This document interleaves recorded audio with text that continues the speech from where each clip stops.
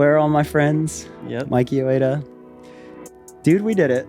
We made it. We're here. I am so happy because I think about this. We've been talking about doing this for a couple months. Yeah, easy. And like we've had valid reasons why we've had to move it. Yeah. Before I used to let that, like it used to stress me out. I was like, oh, it was supposed to be this day and I was planning it. And lately I've really embraced like, this is exactly when it was supposed to be. Like whatever it was in the universe, today was the day we were supposed to do it. Yeah, no, I feel you on that. I mean, it's like, it was either me or you that were like, okay, no matter what, if we're rescheduling, upon rescheduling, we need the new date. We had to lock a new date. It had to be done. But I think we were on the same page. Like when you do something like this, you just want to be in the right zone. And I'm so appreciative of you understanding that, where there was like a couple times we could have done it and I would have been like, I was straightforward with you. I'm like, dude, I'm already thinking about way too many things to where like, I know I can pull it off and I know we can do it, but it's like, I've shared with you, I'm like, this is important to me. This is something that like I care about, and I hold what we're doing, your craft, and like our friendship so high that I'm like, all right, next week. All right, next week. And we made it. It's funny because I feel the same way. Like I take this so seriously in the sense of like, it's not like the main thing I make money off of or anything like that, but it's more just like such an honor to me to have friends on and to learn stories. Like, dude, we have become such good friends. For sure. And I'm going to learn stuff about you in this format that I've never known. Yeah. So it's like, if the vibe isn't right, there's absolutely no point to do it. I know that you came from such a freaking rad beginning. And as we tell your story, it's like everybody understands. It's like, oh, that's why he sees it that way. And I think that holds more weight. Definitely. Like, I think like the precursor story to being like, I know you're rad right now. I know the conversations we have are inspiring, but it's like, I want everyone to understand just why it's so special, because like you started, like, it's cliche to be like started from the bottom, but like you earned it. Like you put in the time. Where I like to start is like, I'll normally be like, for anybody who doesn't know who you are and what you do. Yeah. And I think that's a fun way to say it because it makes you like, be like, oh shit, what do I do? Yeah. And then going back to the early days. For sure. That question of like who I am and what I do it's funny because like right now I feel like I'm in such a change and like transpiring like of just like this motion of just being so many different things that I've always wanted and worked for and I truly enjoy.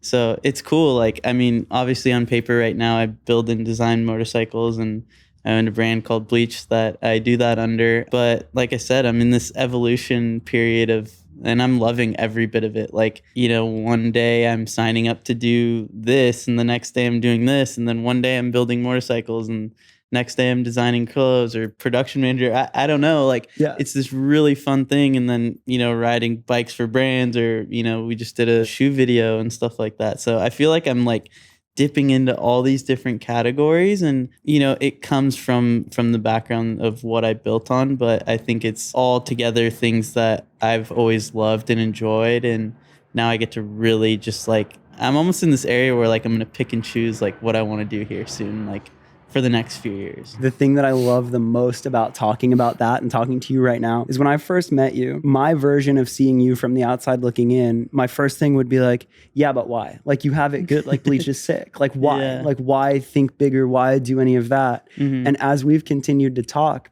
it's like the most necessary evolution and it's so beautiful.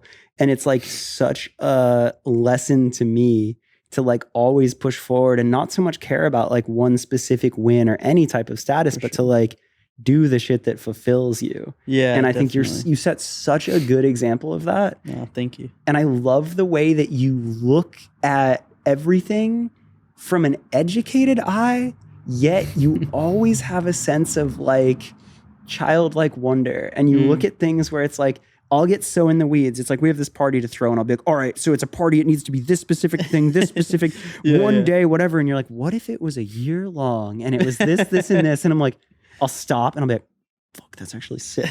So it's like, you have this beautiful way of like always looking at things from the outside looking in. Yeah. And I think that that's been really special. That's something that I definitely want to talk about. But this moment and where we are right now, I think is a really rad time to be talking. Definitely, yeah. Like the current moment, it's like we're sitting at race service in current.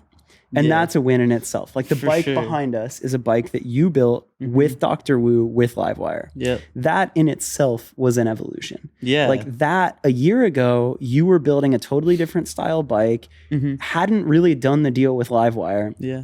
This space did not look like this. And a huge amount of that was kind of this beginning of an evolution, right? For sure. So it's like even this room that we're sitting in, Current. Yeah. I mean, I don't want to be like, Mikey made Current, right? Because it was, I mean, dude, the relationship effort. of race service Yeah, and everything, like it's a not team. that, but it's like this bike, like that was a vision that was brought to life, right? If you can see it in frame, like that clothing, that's conceptual clothing you made. For sure. And it's like just that alone is an evolution. Definitely. Yet now that feels like so long ago. Like it's like so much has happened even since then where I'm like, fuck. For sure. No, I feel that. And I love that you say that because it's like sometimes we don't take a second to just look around and realize like, you know, I'm driving here on a Saturday to do a podcast with you in a room I dreamed of. You know, a year ago, like this was, I don't even think this was an idea. And then, you know, so like I'm so thankful and grateful for John and Mike and everyone on the Livewire team that, and everyone on RS especially, like really have Jacob and James like have nurtured me like their children, you know, and brought me in like one of you guys. And to sit here like and look around, like the clothes I got to do with Woo like was someone that we got paired up together and didn't know each other previous to this, and now I can call him a dear friend and look back at like, wow, we created that together and be proud of it. But yeah, this was an evolution of like a new stepping in and being like the face of Current. Was like, I'm not just building bikes behind the scene and releasing content on Instagram or YouTube or anything like that. It was like, hey, you need to be in front of the camera. I needed to be that personality. And that's where I developed that, you know, one of my good friends, Jeff Lifter, he told me, he's like, that Current space is what's going to take you from Bleach being a brand and Mikey being a brand. So make the best of it. I hope I did, and I hope I am. But, you know, once this really kicked in, I felt that terms of like, hey, they both are important. I am my brand, but there's more to it than just motorcycles. It's not like you made a brand that was like, oh yeah, cool, like fun, everybody made a brand. Like you made a fucking successful brand. Like you've built bikes for Justin Bieber, Nyjah, Ty Dolla $ign. Like Bleach as it sits could be a 10-year long business plus doing what it does. And it'd be a huge win. To take the time to differentiate that, to take the time to evolve, and to take like what this represents. Like I feel like this room is really symbolic for the beginning of a shift. And it's like there's a lot to that. And there's a lot to like pushing discomfort in a good way and growing even when you might have just had it objectively. But I want to know about like young you, where you grew up, how you found like your thing. I mean, like how I found what I'm currently doing is a product of what I've been about since I can remember, you know, and that's so a product. It's early. I mean, the early days of me being a kid, the things that I remember are 2 wheels and 4 wheels. That's it. From Hot Wheels to toy dirt bikes to actual dirt bikes. That's a product of my dad being an influence, and like forever will be an influence in everything I do. So my dad had a shop on Venice. Like I had a residency at Deus on Venice. I have a Current space and a family here at RS on Venice. So it's you know, and we even lived and slept there, you know, at points in our life when I was younger. So Venice Boulevard, I remember the day being in my dad's shop and leaving. And what's funny is I was 5. So like, you know, we very like remember very small parts of that. But my dad had he had an upholstery business, so he had this Toyota like staked bed truck, and it was like a flat bed with all the stakes on the side. And I loved driving in that thing. It was a bench seat, and it had stick shift, and I remember I'd shift here and then, or sit on his lap as a young kid. And steer and shit. I don't know why I still remember, like I can play the video back of like getting in the truck behind the gate, and we were going somewhere. I had no clue what we were doing. I remember like it was probably like a few weeks before my dad would come home with like something new for me, and it was first like a pair of moto pants, and then it was a helmet. But I was still so young to even like, I don't even think I really cared or was like, whoa, this is so cool. I probably just looked at it and was like, Okay. Cool. Like, I don't remember like asking for that. And I don't think I ever really did. I remember that day vividly, and we got in the car. I remember falling asleep because we drove to Thousand Oaks, which like at 5 years old, like it's 45 minutes from here. 5 years old. That's like eternity. Eternity away. Yeah. So I remember falling asleep, and then I remember waking up on this corner. And what's funny is we lived in Venice till I was 10, and then we moved to Thousand Oaks. So like 5 years later, like that's where I ended up living, you know, my whole teenage life, or from 10 to when I moved out when I was 18. But yeah, so that trip, I woke up and we were at Thousand Oaks Kawasaki KTM, which we were there to get my first bike. No way. So it was a surprise. How old are you? Know? I was 5. 5. So early. So we got my first bike. And then, you know, my dad grew up here in LA. Living in LA, there's no tracks or like anything like that. So I learned how to ride a dirt bike on the railroad tracks. No way. Like, yeah, that was like my first day. Like I think I had pants, like a helmet and gloves. And, you know, my dad, he grew up here in LA as well, like his whole life. And he rode motocross. So that's like how it was like, you know, I want my son to ride. Wow. But it goes back that early. Like it really was like that was because sometimes I do the podcast and I love both answers. I love both stories, but sometimes people don't find their thing until they're in their early 20s or whatever, you know? Well, yeah, I mean, I don't think I found my thing either until then. Yeah. But it's just funny that I think that's the beauty in it, is that it was always there. The thing was there. I just didn't know what to do with it. Funny. You know, because like when you get a dirt bike and you ride dirt bikes, like what do? Like turn pro or try to be the best, right? There's no, you know, or either you categorize it as something for fun. So like, did I ever think I'd be doing what I do now? Like I've been doing it for 4 years, 5 years ago. No. Wow. Maybe 4 and a quarter. It's only no. that. It's been that. That's all? Yeah. 4. I think it's just like breaking 4. Yeah. And like the first year was like, I still had another job. Like it was for fun. It was very much a joke. Holy shit. I loved it. So this evolution of the Mikey that I know of, like Bleach becoming successful and then even evolving past that, has happened relatively recently in the large scope of your whole life and career. Definitely. I mean, once we get into like 2019, 20, I've been very blessed with everything I've got to do up until like having my own brand. Yeah, I learned how to ride on the railroad tracks. Very much like, it's funny because now speaking on it, like my brand, I love dirt bikes in cities and urban things. So it's like, I think maybe like at like 10, I probably would have found that as an insecurity. You know, whereas like all my peers were like, oh, I grew up riding at Glen Helen, or I learned how to ride on the like dirt and the sickest track or whatever. And I'm like, yo, I'm like the ghetto city kid that learned on the railroad tracks, like didn't have a jersey, you know, like didn't have boots. I remember that was one thing. I didn't have like moto boots. Like I wore like, who knows what I don't know. Like, I'll ask my mom. Like I didn't have moto boots. I didn't have like the chest protector like everyone, or, you know, I had a helmet and like the bare minimum. Yeah, like helmet, gloves, jacket, something like that. T-shirt, you know? But yeah, so my first bike was your dad is such a G. Yeah, it was a KTM. At first, I was like super nervous, and I don't really remember like learning how to ride it. I just remember riding it. Yeah. And I don't know. I had this love for motocross, and I loved everything about it. I loved the bikes. I used to even like clean my bike and stuff like that. But when it came down to like riding or even racing, I like wanted to do it because that's what I thought you had to do. But like, was my heart in it, or did I even feel like I really tried? Like, no. Interesting. And there was always fear. Like I was always so fearful. At an early age, I knew it wasn't like I wasn't going to be a pro rider or anything. I never wanted that, but I wanted to be around it. So that's what's so funny is like now I get to still be, or even, you know, as I keep going, you'll see that how I got to be around it, but it just like, it was just looked different for me. You know? Like, and that's what's cool is, so, I mean, I rode like, you know, 80s. And I remember telling my dad, like, we used to go ride LACR all the time. You know, we would ride like, at that point I was 12 or 13. And LACR?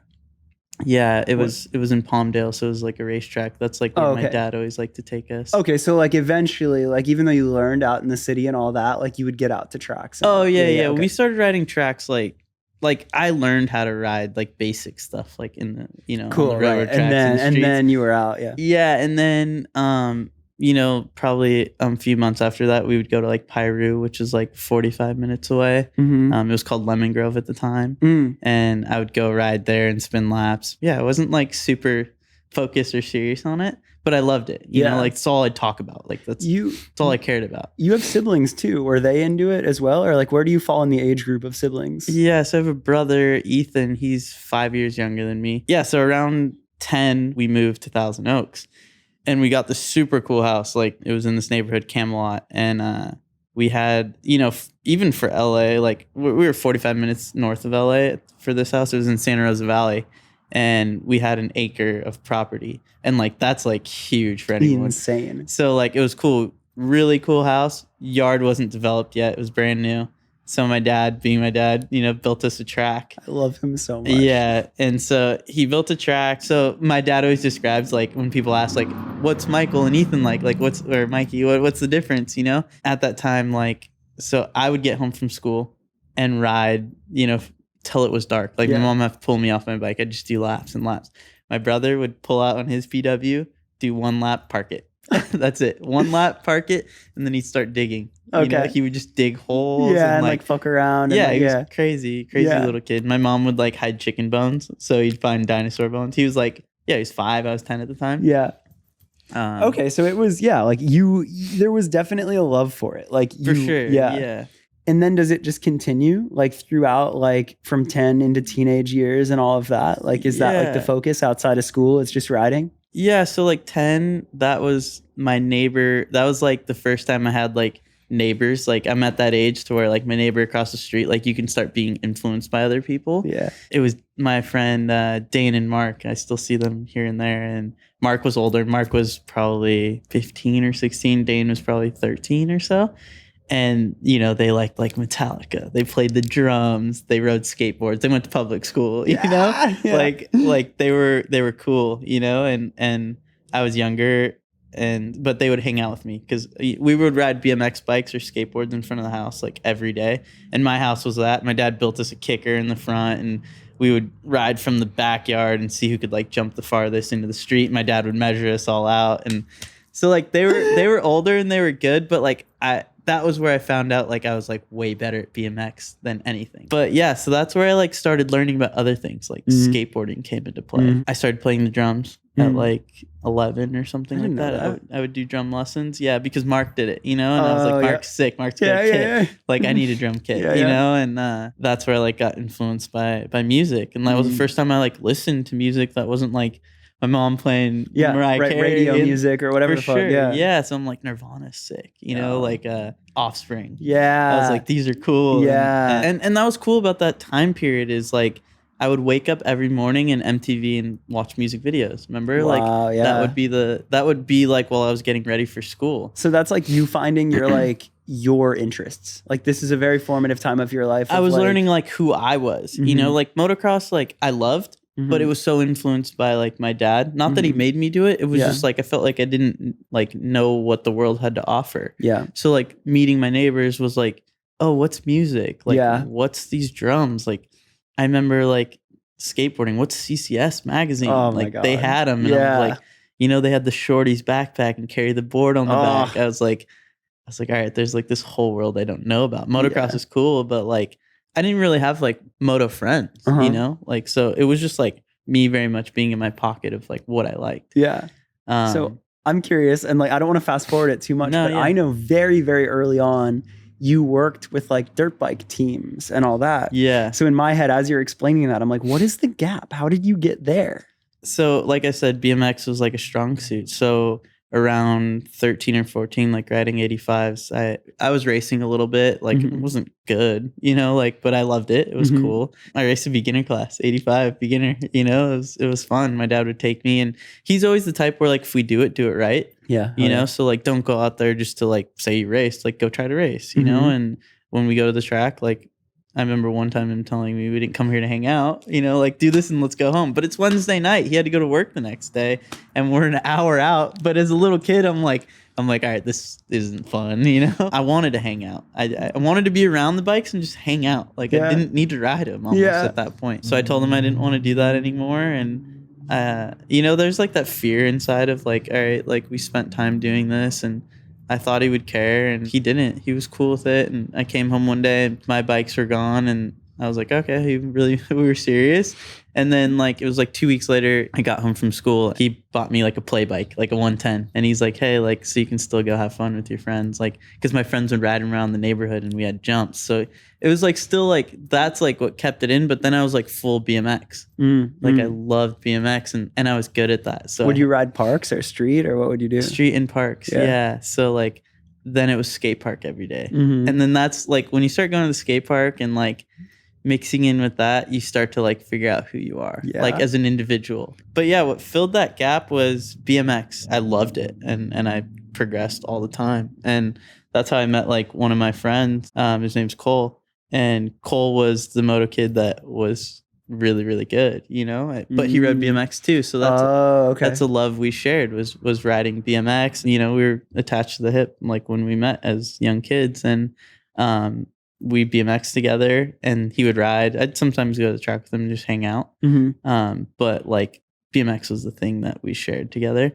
So like I would ride with my friend when he was riding moto, I would ride with my BMX friends and then he'd dabble, come hang out. And he rode good too because that transferred over for him. We ended up going to the same like independent study at the end of high school. We were like, all right, let's go to community college. Like that was kind of normal for us. Obviously, like being best friends, we're like signed up for the same classes. And it was sad because like you could see so much talent, but there just wasn't opportunity. No shit. So like you saw that in him. You're like, dude, you're good. Like you're better. All of us, everyone knew that, but they're just like when there's no opportunity and there's no one to pay and no one to give you a chance and like no one to give you like that, like be able to ride every day, like it's not going to happen. Yeah. And is it like, I mean, like, cause I could kind of feel it. Like I ended up more in skateboarding than BMX, but I think internally, like you can tell, even if you're good, there's the kid that's like great. There's always the one kid in the group that could go pro, and everyone knows it. Yeah, that's how our friend group was. We all knew like Cole should do that. Yeah, but we accepted. I remember like one of our friends being like, "We all need to accept that's not happening for no him." way. Yeah, because we were 17 or so at the time. Yeah, and he got his first job, started working for like a graphics company. Just like fully accepted that wasn't gonna happen. Yeah, I remember still the day like we were sitting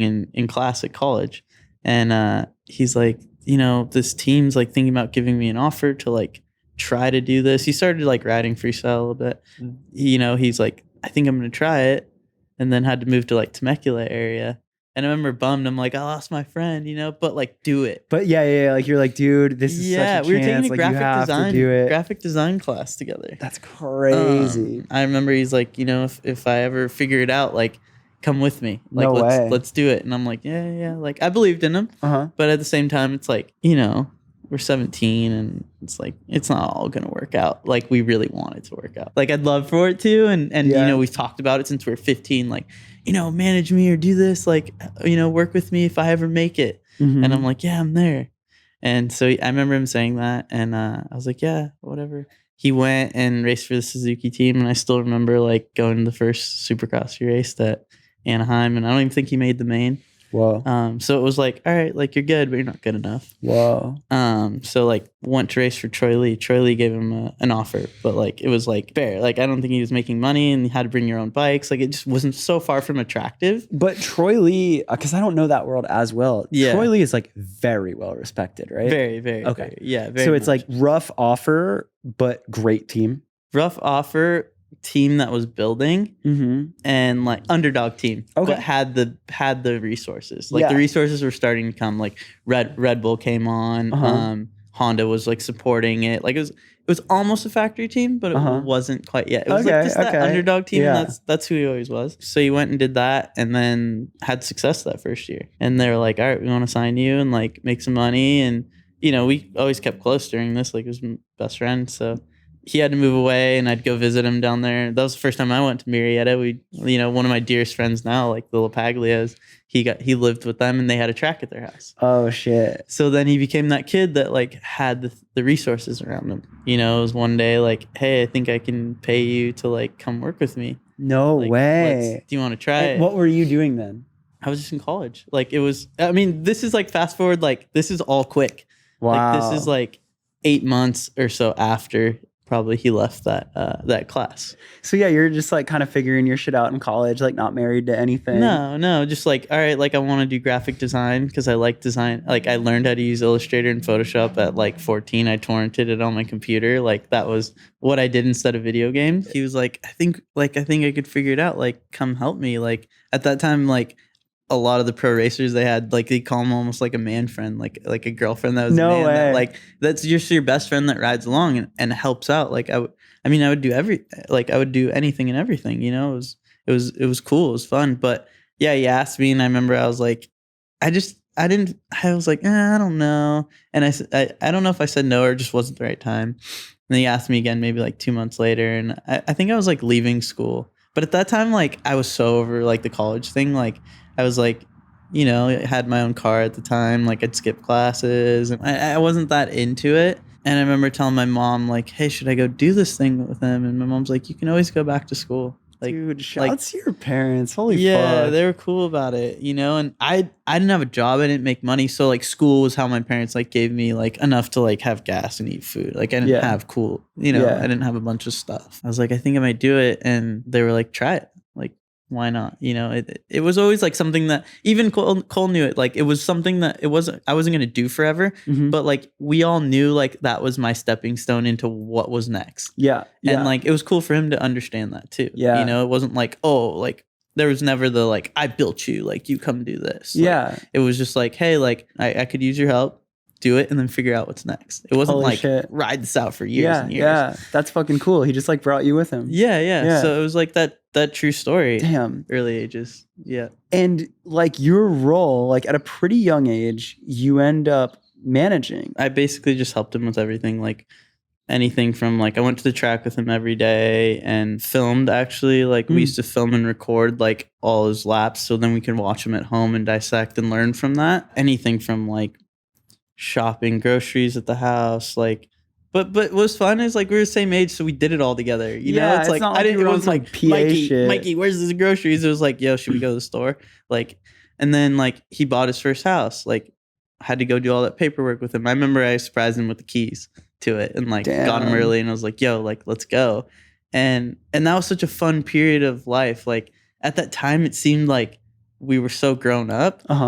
But we weren't. He's going pro. Yeah. You're there. Mm-hmm. Like, is it life-changing for you too? Or did you have to figure out your own hustle? I always explain it as like the door was opened. But I always tell people like, I can open the door for you, but like, what are you going to do to stay in the building? Wow. You know? And that's the biggest thing where it falls on you. Like I can talk you up all I want, but if you aren't who you need to be when you're given the chance. Yeah.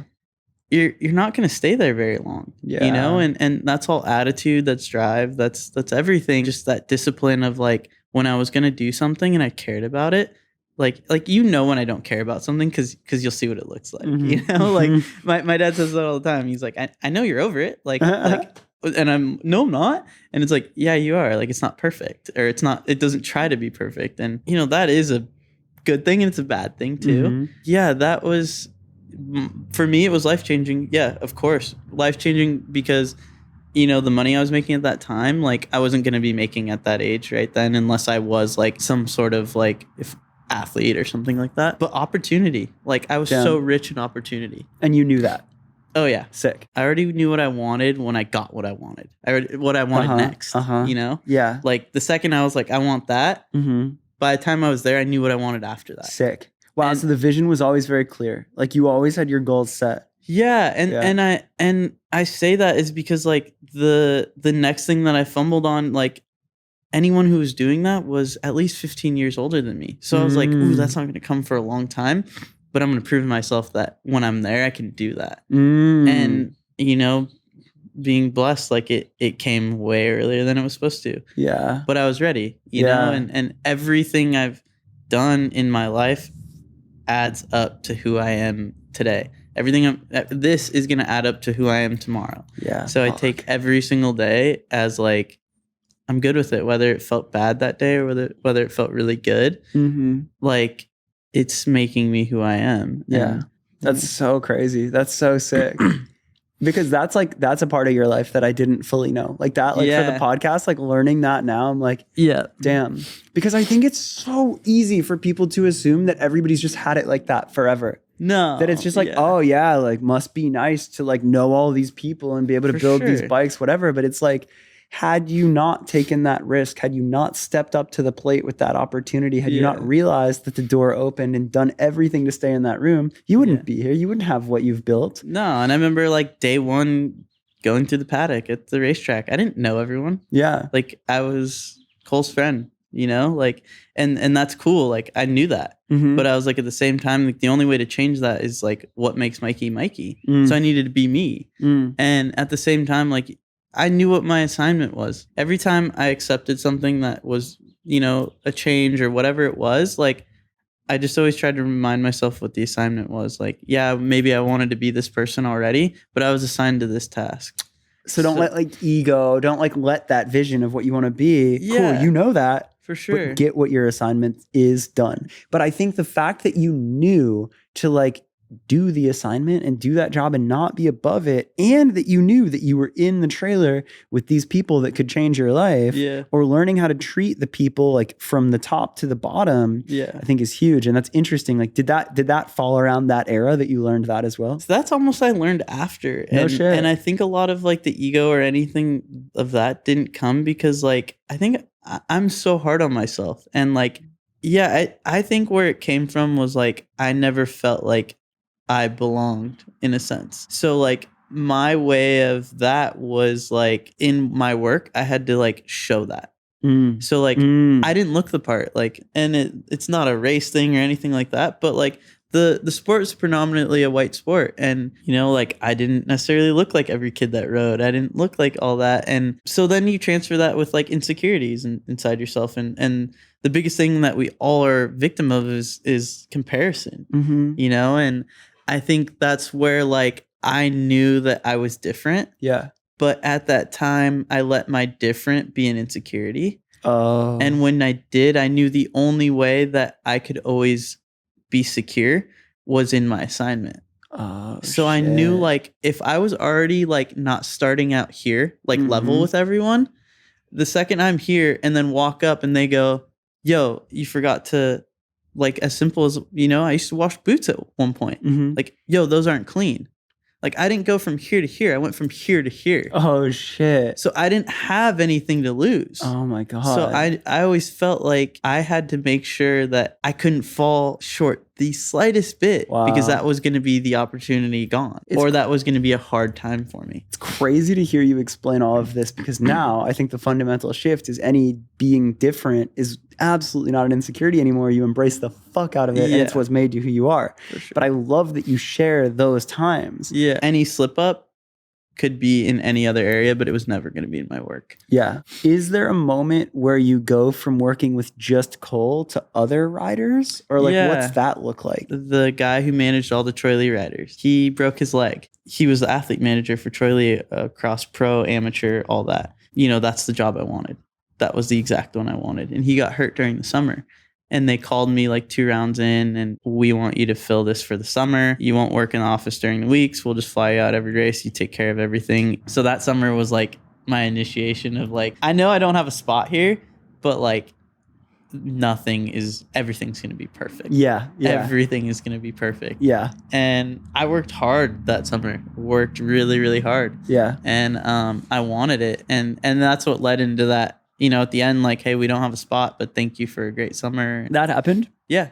Oh, you worked hard and still didn't get a spot? No. Oh, what the fuck? Because it was his job. He was just hurt. I was just filling in.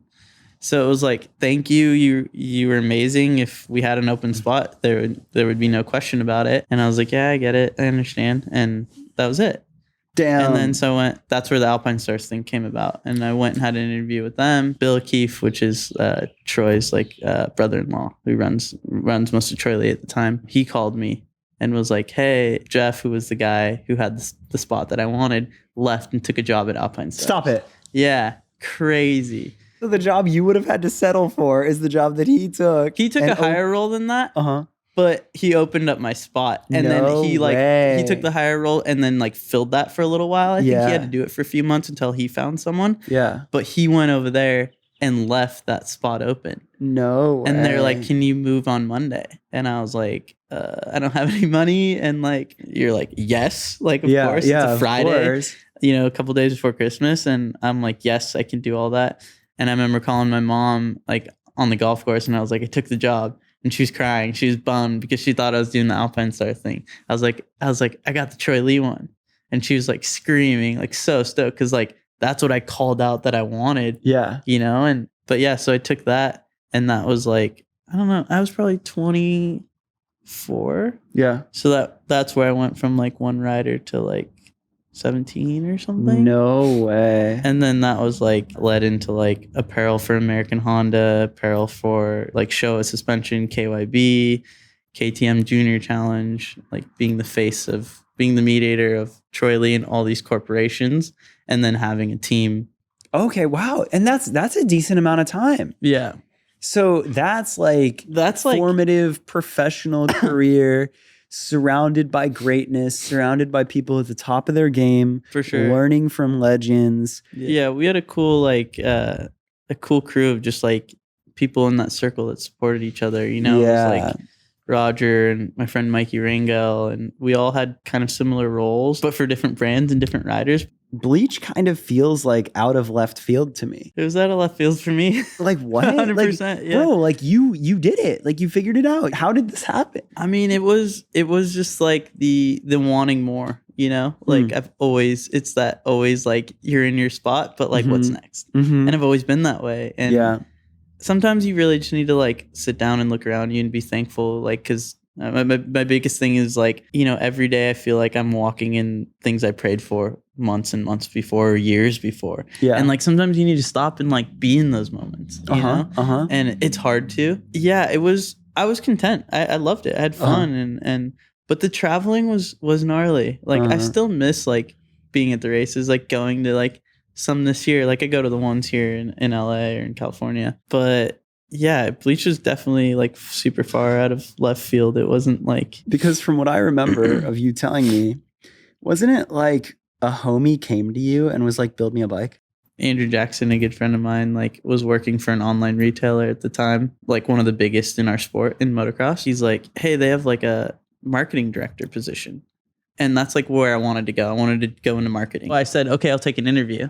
Send over the job description. They send over the job description the night before the interview. I'm not even kidding you. I read down this thing. I'm Googling what these words mean. I'm like, dude, what? Like, I was like, I'm none of this. You start to like think like imposter syndrome hard. Yeah. And I'm like, whoa, like I'm not a marketing director. Whoa. But I felt like I had marketing director in me. Yeah, but I didn't have the language maybe, or like the formal training. And that's where insecurity is built in. And that's what makes me like so happy to be who I am now. Like I'm glad I don't have that formal training. Yeah. When 10 years ago, 5 years ago, I would that's where I found an insecurity. And that's like my biggest security now. Yeah. So I remember I called them. I sent an email that night and I was like, hey guys, I got another job. Thanks for the interview. I can't make it tomorrow. I lied because I was like, bro, I'm not going to go drive 2 hours to do this. To like embarrass yourself. No way. And be like, oh, so like, do you do SEO and this and SEO? Like, who is that? Yeah. Like, wait, so what did they say? So they were like, oh man, so glad to hear you got the job, got a new job. Thanks for considering us. Take care. They were really cool. And Andrew called me like 2 days later, like, yo, like, where'd you get a job? And I was like, bro, like, I didn't, like, I just don't know anything on that paper. Like, that is foreign language to me. He's like, they were super bummed. They wanted you. And I was like, yeah, but like, you can't want me for what I can't do or don't understand. And he's like, yeah, I get it. And I don't know what it was. He just like super homie move, like went in there and I think he told them like I lied. And they were like, no way. Like we know what he's capable of. Like tell him to please come in. Now I'm in OC still, like, but in like Rancho Mission Viejo, like San Juan area. So their office is where I grew up in Thousand Oaks. No way. So it's from there. That's cool 2 hour drive. Far. Yeah, it's deep. Far. So I'm like, first of all, like, I'm going to roll in like, yo, if I do this, I'm working remote. And this is pre-COVID. Yeah. Like to work remote is like, you're on another level. Like you figured something out. Yeah. And I was like, well, first of all, they're never going to buy that because I don't even know what I'm doing. So I went in there and they were the coolest group of people and they honored and knew that I was valuable to them. And instead of like trying to like make me into what this sheet was, they empowered me to like, and asked me like, what would you do to make us better in a marketing aspect? So they told me in that meeting, they're like, tell us what you want to do. Mm-hmm. And I told them what I wanted to do, and they asked how much I needed to make, and I told them I needed to come in 1 day a week and I would work remote, and they were like, awesome, and signed off on it. And I went from this job of being gone too much to like being rewarded with like being home every single day. Oh my God. And I mean, I still worked super hard for them. It wasn't like I sat back and was like, I get to work from home. Like if I lived in the area, I would have gone in every day. But like realistically, I wasn't moving back up there. I just bought this house. Yeah. And that's what allowed this to happen, because in that unfolded the building the first bike and being Bleach. home. Yeah. Oh my God. Hey, real quick, I wanted to take a break to let you know that if you're enjoying this episode or the podcast as a whole, there is a ton of behind the scenes content and extra content, including an extended cut of this episode on the Where Are All My Friends Patreon. And you can go to it and access all of it at patreon.com/Where Are All My Friends. All right, that's it. Back to it. Wow, that's so crazy that those lights just turned on like this and everything is still totally normal. I definitely didn't readjust and go pee and turn lights on. I'm glad to pick this up a few days later. We got distracted and ended up going to dinner. I appreciate you wearing the same clothes though. That was really nice of you. They're dirty, but we're good. Yeah, no, I needed that. Thank you. Wow, yeah. So you take this job, you kind of lay out your dream title or your dream scenario of coming in only 1 day. You get your house, you're learning to be home, and you're working at a brand where you have access to a lot of cool things. You're still in the industry. And then the first Bleach bike is born. Yeah. So it was, now I had like freedom. I could like hang out with friends again. And like, after I was done working with the team, over the computer, doing what I needed to do that day, like I could go like meet up with my friends. So that, I started hanging out with Nigel again. Nigel lived down the street. Yeah. Nigel had bikes, he had a bike that like a famous like race team built for him. Like they built him a bike that he had for a couple of years, and it was like on its way out. It had been pretty used, and he's like, hey, I want this new bike. He's like, can you get me a bike? I'm like, yeah. So I'm like, okay, we'll go back to like Pro Circuit. He's a Monster kid, so like Monster sponsors this team called Pro Circuit. So basically, if you like are a Monster skateboarder or like an athlete, you get a Kawasaki. Sick. So I'm like, okay, we'll get you a Kawasaki, and then we'll go to Mitch's, and Mitch will make it all cool. He's like, no, like I want this KTM. And it was a dual sport bike. But dual sport bikes were always like complete different bikes. Like if you take it to like car world, it's like race bikes were like M3s or, M4s, like M cars. And then dual sport bikes were like hybrid, like they were just so far off. Like, yeah, you're just like, why did you, it's like, what bike did you They were never comparable. Like, okay, you have this full race car and then this just like normal, like not even luxury, whatever. But at that time they like leveled up these dual sport bikes and they're pretty close. But I didn't really know that. So Nigel's like, I want this KTM street bike. And I'm like, absolutely not. Like, no, like there's no way. And he's like, no, like, let's do it. Like, please, like, can you get me one? And then going back to like our things of like all the things we do add up to who you need to be at the end of the day. Our team, when I worked for the race team, we switched to KTMs. So our autograph signings used to be out of this place called Three Brothers KTM in Orange County. No way. Which is still where I get my bikes till this day. Is that the spot we visited together? Yeah, you came with me, I think, one day. Yeah, so I met a guy there, Eduardo, that when I would bring the athletes there, he runs the store. So that was our relationship. He knew me from the race team, and I knew him because he ran the store that we would have the signing at. So I was like, okay, I know this dude. Like, I'm going to call him and be like, yo, we need to get a bike for Nija. And that was that connection that made that easy. That's crazy.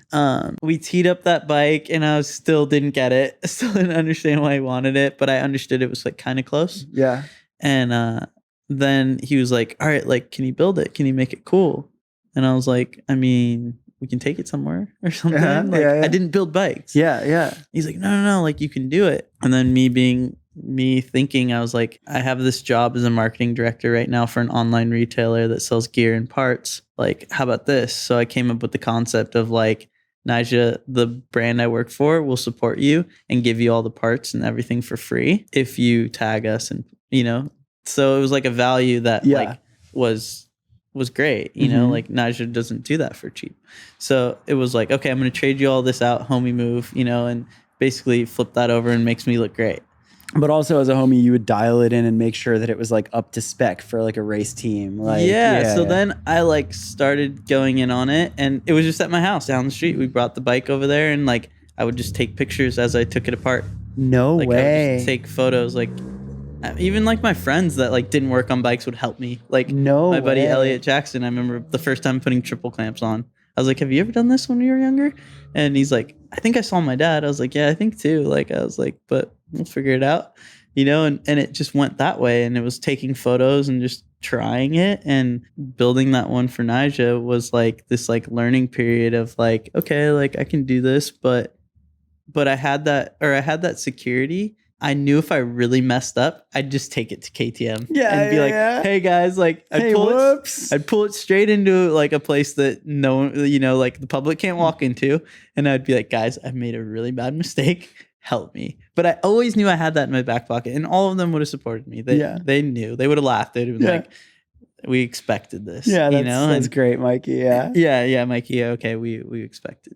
I learned on that one, like really learned, but still, all I'm thinking is I'm building this bike for my marketing director role. Yeah. That makes me look good. Yeah. We built that first one, and it was like, Naja loved it. Like Naja had Venador, he had all these things at the time, and that's all he cared about was this bike. Wow. And I was like, man, like he really loves this thing. Like why?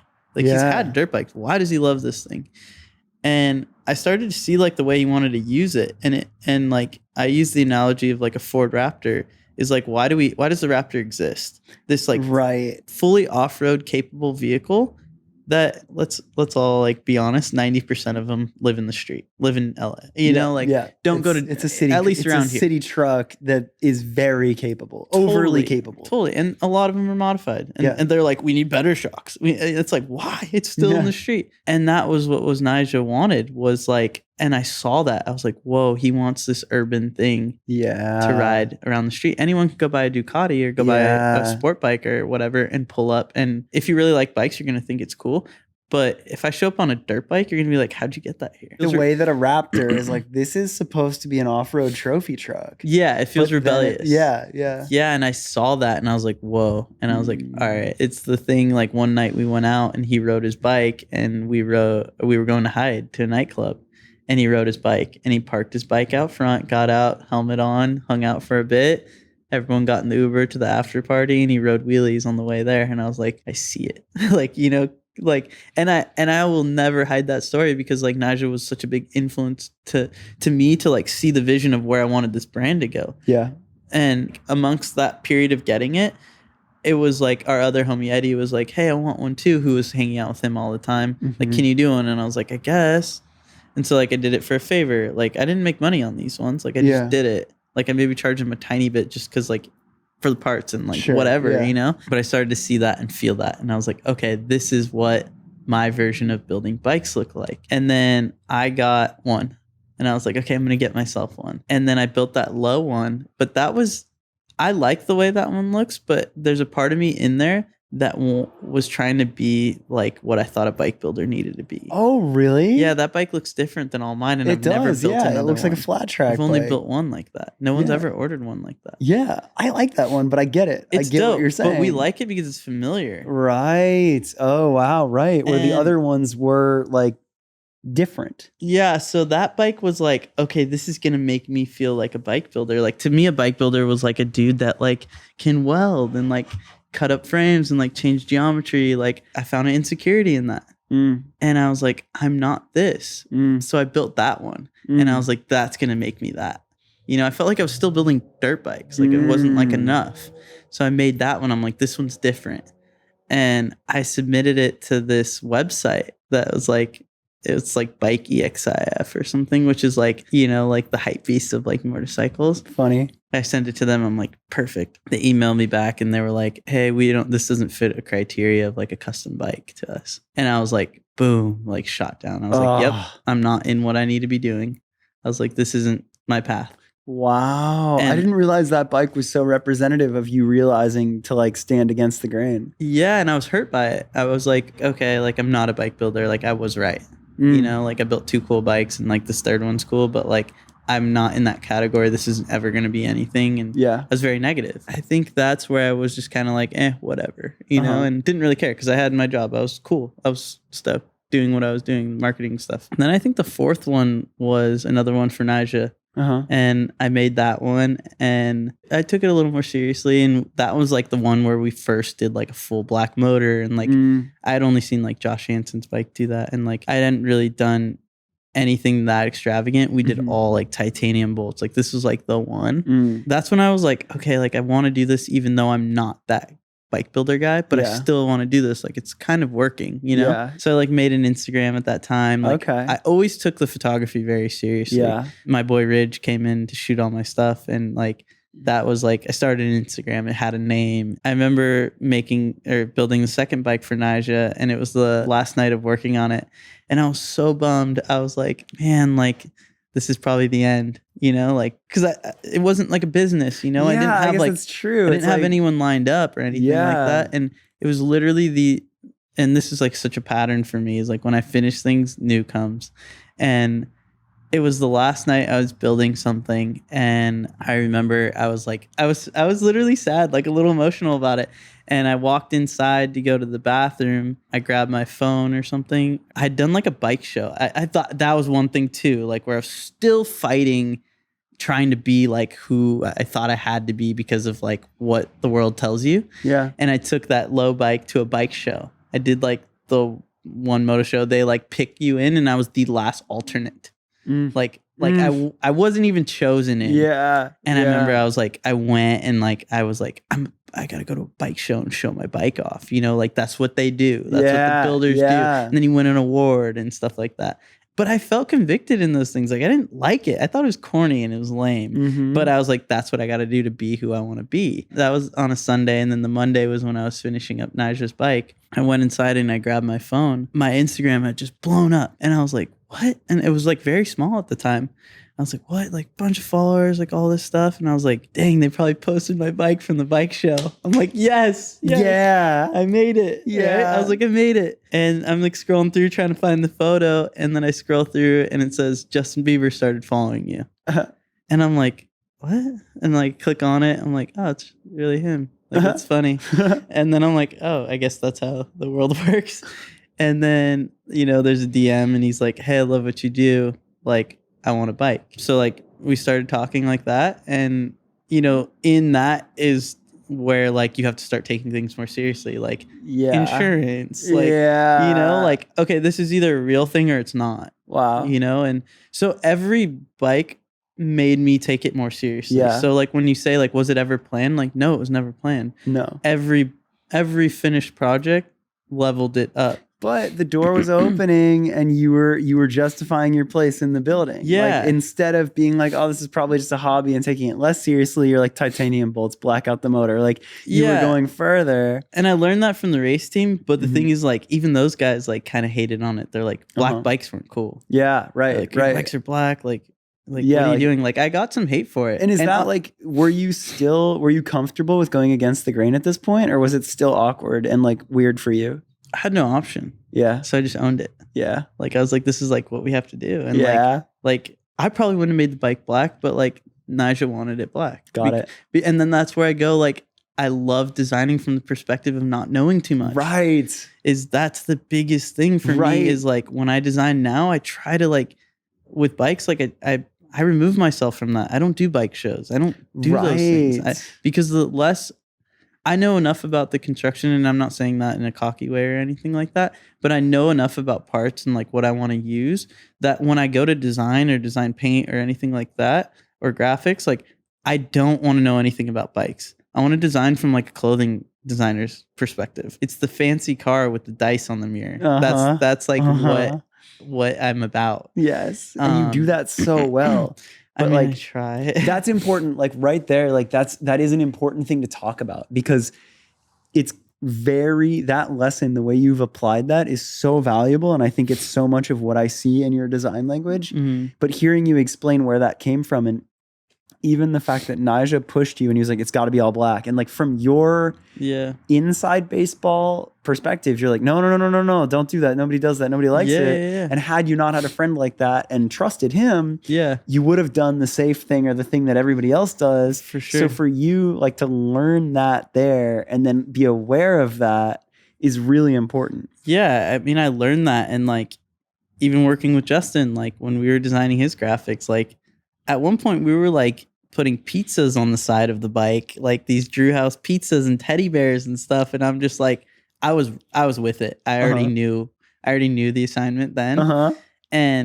But I was like, whoa, people are going to be scared. Like there's smiley face, there's happy, it's like, but I was like, yes, this is it. But the thing is, where I like also understood it was like, I want it to feel that way, but I want a bike builder to walk up like a traditional guy and go like, whoa, this looks crazy and it's not for me. But I can't really hate on the fact of like, it's a race motor. Yes. Those are race brakes. I can't get those brakes. But how did he get them? And that's what comes from my background. Like all my bikes, like take them apart, please. Like they're not graphics and like designed by like some LA kid. Yeah. It's like, a real proper dialed race bike. Exactly. Okay. Justin Bieber is somebody that I have heard of and a lot of people have probably heard of. Was there a moment of imposter syndrome? Was there a moment of like, oh shit, like I have to step up? I don't know. The reason I'm asking this is like, I think the more you can treat people like people, the more important it is. But I could also see somebody all of a sudden taking themselves way too seriously because it's a name that's so big. Nah, I didn't feel that. I just felt excitement around it. It was an honor at the same time. Like, wow, like, someone of popularity like that, like really appreciates what you do and sees it in an artistic way, and getting to work with him on it. Like I learned a lot about him as a person, and not knowing his music and stuff that well. Like obviously I knew who he was, but didn't follow like the whole train. It made me, I liked that I didn't know too much background stuff, because like getting to know that person, I'm like, man, he's awesome. He's an amazing person. Like it's really cool. It's cool that it wouldn't have happened as an accident. It's like the bike you built for Nyjah, however he found it, it's like, it was good. Had it been a fluke, he wouldn't have done that. Right. So it's like your work justified it. Yeah. But it's cool that you rose to the occasion. It's cool that you guys vibed together like that. Like it's a really beautiful part of the story. Yeah. You've built a bike now, a couple bikes for Nyjah, bike for Justin. All of a sudden, it's like, okay, I guess I got to take this seriously. Yeah. Were you ready for that? Were you ready to be like, all right, I'll do my own business? Like, yeah. Yeah, I was. Like, I felt like I was in my pocket. Like, I was like, okay, this is like, you can do this. It was like never one thing where it was just like on and off switch. It just like rolled out. And like, I was just in a really good spot in life, and I was having fun, and I still am. Like every single day, like it's pulled creativity out of me every single day. Like, lately I've really just been trying to hold on to like the thoughts of like, man, this is cool. Like I'm so thankful like I get to do this, and like look at now building for corporate brands, and the collaborations I've got to do and the people I've got to meet along the way like are, even Livewire, like empowering me to build a conceptual line. Like apparel is something I've wanted to do my whole life. And never have I really been in the right time and place to like activate. And that was so much of like RS and John and everyone just being like, Mikey, do you? The time that I met you, it was definitely not ever cocky. But you just like, you do have a confidence to yourself. It's like the way you get there, like you hold yourself to a really high standard, and it's like you force yourself to rise to occasions over and over and over again. And I think that like the lesson that I keep learning in your story that inspires me is that like the door has been open, but every time you've justified your spot in that building. Like every time you found your way in and you found a reason to stay there. So it's like every time you made the best bike for Nyjah. Then you made a great bike for Justin. Then more and more people saw that because they were stoked on the product. Yeah. And then you level up the website and you level up the Instagram. Yeah. And it's like, I could paint 1,000 different pictures of a homie that just made another homie a bike and that was it. But that's not what you did. Yeah. And then I think about all the lessons and the way that the conversations that you and I have had where you've inspired me, where it's like, I need to do that better, where it's like these doors are open and it's like, that's on you after that. And like, that's where you're like, oh, cool. So they gave you this chance. What are you going to do this, and this and build this, and this? And I'm like, yeah. Oh shit. No, I mean, I think you're being hard on yourself. I think you have so much of that in you. And, even the things that you're walking into right now, it's so fun. Like seeing, I mean, everyone we're around, like, I feel like we're all doing that. And like, seeing you in specific, like we were having these conversations a little earlier before this about like the bag and like symbolisms of things that like maybe material items, but they speak, and I think I'm such a believer in like you speak into like where you're going and even physical doing things like before you get there. Like and my dad taught me that, he always has told me like be ready, don't get ready. Oh, I love that. And that's like, he's always told me that, like, because the time when you feel like you need to get ready, it's too late. It's always too late. And that doesn't mean like it won't work out, but like, why not be ready, you know? And I'm not good at that. I try to be good at that. And I don't know. I think you're good at that. I mean, I don't. It's so interesting because I have seen this firsthand. Yeah. And I've seen this evolution. So it's like, since the Justin bike, you've done a bike for Ty Dolla $ign, you've done a bike for a couple dope actors, you've done a couple private bikes. Every one of them. How many are you up to now? I don't know. There's like, a lot I don't post as well. Like, whoa. Oh, crazy. So it's like, yeah, like it's a business. Like you've done you've done quite a lot. Yeah. I mean, shoot, a Bleach bike is in a Chainsmokers video. Yeah, that was cool. We got to give a bike away. That was huge. That was like a very monumental point in like what I do right now. I'm like, whoa, like I'm building this bike, like, and someone's gonna get it for free. Like, like it felt like we figured something out. Yeah, like it was just worthy cool, like, enough that somebody would want to get that for free. Yeah, it was cool to change it up. Our dear friend Louis Elliott has ridden your bikes in ad campaigns. Oh my gosh, popping wheelies, doing a bunch of hood rat shit. Yeah, that's my favorite thing about the brand is just like the people and like the relationships I've got to like have along the way. Andrew Jackson. Yeah, Andrew I've known since I was 13 and doing stuff with him. Yeah, he was when I made my first like capsule of apparel and did a pop-up shop. Like I ran all these things on my own and like had a little team of just like friends that always supported. And like Andrew was the first one that like rode my bike and modeled, if you want to call it that. And I remember vividly being 15 years old sitting in his kitchen with his mom. His mom is such a dreamer, but an executor. She's a powerhouse. Yeah. And she always believed in us kids. Like I remember sitting there like, little kid, like, I want to have a clothing brand or I want to do this. And like, she would have always supported us, but she's like, bring me back a business plan. She wasn't like, here's like a couple $100, go print some shirts. Right. Doing stuff with Andrew is always such a like full circle moment of like, wow, like being in that kitchen with your mom and like, now your son, who is one of my dearest friends, is like wearing my clothes and like we're selling this stuff to people across the world. Like, yeah, that's pretty cool. Yeah, that's the other thing is like, that's important to say is not only did Bleach become very signature look and feel of how you build bikes, it also let you make clothing. Yeah. And when you did that, you didn't just do some off the shelf blank hoodie. You went and found the fabrics, you made a cut and sew pattern, you took all this time. And it was like, I mean, again, I say it all the time, the way you do one thing is the way you do everything. And I think Bleach is a great example of that. Yeah. So I've watched you kind of take over the world would be ridiculous to say, but like I've watched you carve out a lane and make something very unique with Bleach. And that alone could be like a merit and like another time where you could be like, this is what I do. But it's not that.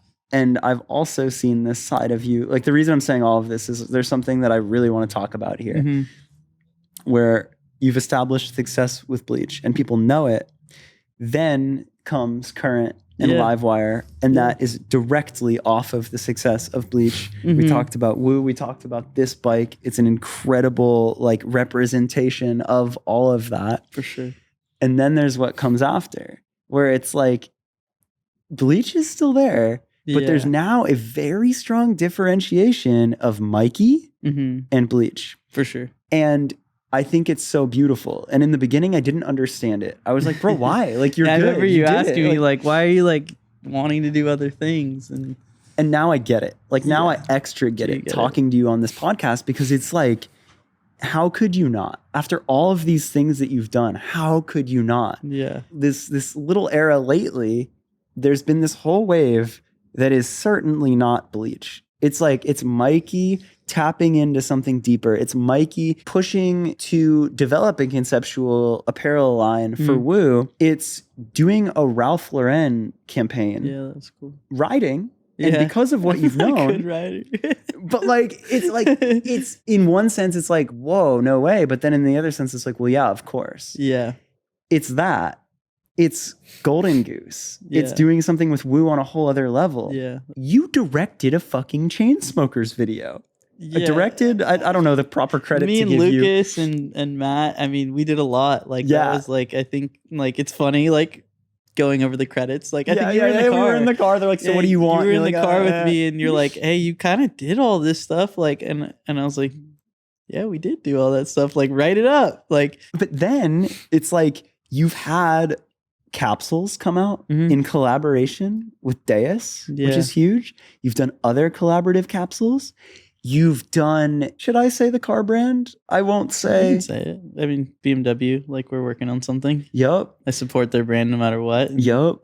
They gave me an opportunity for something cool. Yup. So. But even that, like, it's like you got a car from them. You did some dope stuff with that car. Yeah. You thought bigger, though. And I think that the reason that there's even a conversation of more is because, yet again, you thought bigger. This theme, this pattern, it's like, I don't know what the fuck to call you. I don't know. I don't really know. But I don't think that matters anymore. But I think the differentiation and all of us leading up to everything we're saying here is that, to me, is Mikey. That's the difference of Mikey and Bleach. And it's like, I'm watching you impact culture now. I'm watching you take all of what you've learned. I'm watching you lean into being the outsider and very humbly, like, being about your work. I guess we could also say that you and I have been working on a project with Puma, and that was another very well-known. That was like one of those things that, like, you and I mean, even James, like, and I would definitely want to touch base on me and James' relationship. Yes, we need to. But that was like one of those things where I'm like, why am I raising my hand? But I knew I needed to. Yeah. And you know, there was half of it was like, man, like, I feel like I'm in such a cool space right now that, like, I want to see, like, people win too. Like, I don't feel like I've won yet. Yeah. And really? No, I really don't. I feel like I've been blessed and I'm so thankful, but I'm not there yet. There's so much more. And I don't say that in a, like, wait, watch totally. this. And just like, I there's more I want. And that's just in me. And those are things that I want to check boxes off for myself. And I'm excited to do. They're happy. Like, people say that sometimes, like, aggressively. And I say that, like, happy. Like, I can't wait for tomorrow. I can't wait for Monday. Also, like, I can't wait to see, like, you do that. I can't wait to see, like, James do that, and RS and Jacob and everyone that, like, really wants that for you. You find that in wanting that for them. And sometimes you need to even find that for people that don't want that for you. Yeah. All of the reason that I'm saying that is not to just, like, sweet brag and be like, oh, you're so cool. It's being in this wave of friends supporting friends and pushing each other to think bigger and to embrace the discomfort and the wanting to think these crazy ideas and then support each other is where the magic happens. And that's where all the conversations we have are. And it's crazy because I wanted to spend whatever amount of time that was to explain all of your backstory so I could understand all of that. Because the Mikey that I see is like you're sneaky about it. We always fuck with each other because you're always like so calm, My cool, notes. collective, casual, always fucking with me that I'm like this like super structured one, but like you have it. And it's like you always come through and do the work. And I think you set a really good example of that. And I think you do it so differently than I do. And that inspires me, right? Where does that mindset come from? How do you instill that in yourself every day? I mean, for me, it's just I find happiness in like achieving those things, you know, and the greatest happiness I find in achieving those things is like doing it in a fun way. Because like I could sit, you know, at my house or wherever I need to be and like make a sweatshirt or like make a design. But like to me, it all means nothing if like I don't have like people like you and James and everyone around that are like, it's not that I need the affirmation. It's just like I want that community, you know. And like, what's our biggest joke? That like I'm the person that's here the most but doesn't work here, and that's a product of that. Is like, you know, you need people. Like we're meant to be with people. Yeah. And you know, the second I lose sight or touch of people is the second I don't care. Like if I'm doing something, you know, behind closed doors, like I get the most motivated when I know I get to share it with someone. But if it was like something that I never would get to share, like it would be tough for me, and not in a way I need someone to like gas me up or I need like people to be like, whoa, that was dope. It's just like I think everything like in our art, like when we're in our stage of like being like our creative self, like creativity is meant to be shared. I find like the most drive in like, and I think that's why like these projects I like to like always strive for more is just like, you know, this started off as a bike and then I was like, we need to make clothes that go with it. And it's like, because I wanted to fulfill that like full look of like clothes meets bike. And that just like makes this person, which was Dr. Wu, and this thing, like all this unity, and it brought us all together. Like, I don't think I would have worked with you or Max or Elliot would, you know, Elliot Evan, who helped me do this whole line. Yeah. He wouldn't have been in this community had we have not done apparel. Yeah. Yeah. So, wow. So that's like where like the beauty in doing and sometimes thinking larger is like, man, if we do this, but now we add this, we get to bring them along. James said something, or I think I might have said it earlier, is like, we're all stronger together. Yep. And James said that to me, and I'll never forget that because it is so true. When you have the right people, we are all stronger together. Yeah. So it's like when you dream big on these things, like, man, I can bring more homies. Like, I love everyone coming, you know, like I don't want to be there by myself. Yeah. None of us do. Dude, maybe some people, but I don't know. I just think that like, that's such a beautiful mindset to have and to share, though. Really, everything is that I've found success in is like surrounding yourself around the right people. Really? Yeah. And that's like where I've found like, you know, business can always be good, but when you're not sharing it with the right people or you're not doing it the right thing, it's never fulfilling. You know, through one of my projects, and Jared Deanna like is how I found this place. Yeah. And, you know, he brought me in to connect me with Snap-on, and that was a connection that was established, but he's like, you got to meet the guys who like do all this stuff for Snap-on. And I remember coming here, and I was in such a transition period of my life of like needing to be around people who were like going where I was going. You know, you are who you hang out with. And I was kind of lonely at that point because I was like, I'd rather be lonely than with the wrong people. Damn. Because like, I'm just going to end up I'm not going to go where I need to go. Yeah. I remember coming here and meeting James and going back home. I was living in OC still at the time, and I remember telling my friend, I was like, I think I just met my like new best friend. And it's so funny to say that because like that like is very much how I felt, you know? Yeah. And I was like, James and I very much understood each other like right off the bat, and, you know, continued to like send some texts and support each other. And yeah, I mean, I'm so thankful for like, you know, James specifically like has taught me so much, like in these, I've been friends now for like a little over a year and a half. And, you know, I know you can attest to this, like listening to your guys' podcast and like the role he plays in your life. Yeah. I think I wouldn't want to end this without like really like explaining that. To add to all of that, it's like, I'm so glad you took the second to really lean into how important James specifically was. Like, I mean, that dude is one of those people that have forever changed my life. Yeah. So then to hear your relationship to him and how that comes together, it's like then all of a sudden this is a testament to race service and to the family. Oh, for sure, yeah. But like there was a whole other life that you had. You know, I had my whole other life in music. You had your whole other life in motocross. Yeah. And then it's like we kind of now are in this family. Mm-hmm. And I think it was so important for me to learn that. Yeah. And now the way that we support each other as a family is so special. And I think that maybe we both feel that such a deep love to James, to Jacob, to race service, because definitely for the first time, and I'm understanding it now more, because I agree, it's the people. And it's like we feel that. Like we've had these careers, we've had this life. For sure. But we come back to this family and we're celebrating these wins and we're pushing each other. And it's like, my God, the shit that we get into every day, every week, and the amount of discomfort and growth we've had to go through, but we're all doing it with a smile and loving it. Exactly. And it's like you are an addition to that, and we all inspire each other in different ways. Yeah. And I think it's so important on a very selfish level outside of anyone else listening for me to learn that backstory and to talk about it, because it's been so pivotal. Yeah, definitely. Part of me, I'm like, I feel like we did the thing. And then the other part of me is like, we have had so many long ass conversations about the people we want to be and what inspires us and what we do when times get hard, that it's like, I don't know, maybe this is just the history of Mikey. And then now that it's been told, we come back when we're on one and we get into a specific topic. I don't know. I think that, you know, we established like both of us feeling like we're in this transition period of like, you know, Bleach isn't going away. I'm not done with bikes or anything, but like there's more.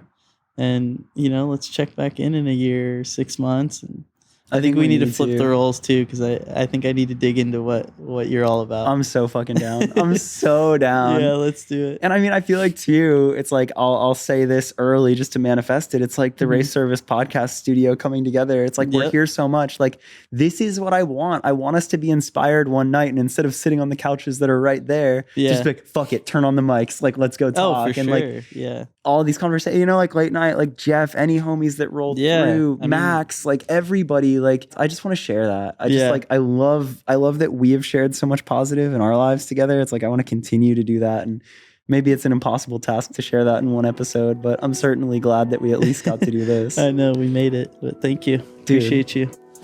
All the love.